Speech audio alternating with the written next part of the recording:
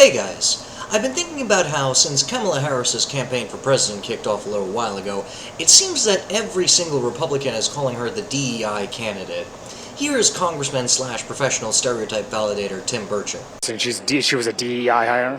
100%. She was a DEI hire.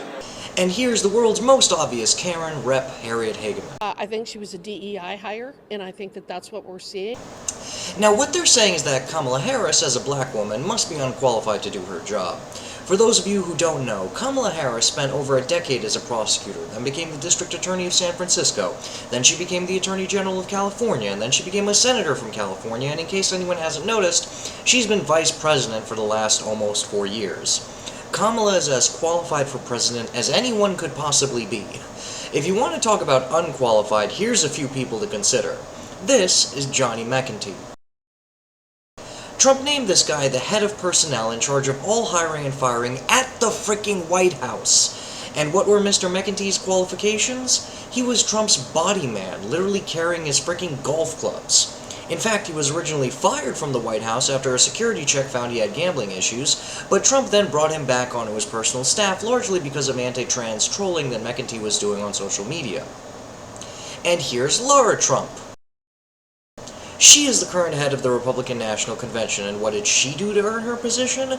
A couple of years of producer credits on gossip journalism shows. Oh, and she's married to Eric Trump, which might be a relevant factor.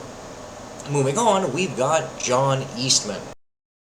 Trump tried to make this man the acting Attorney General of the United States of America, despite Eastman having never tried a single criminal case in his life.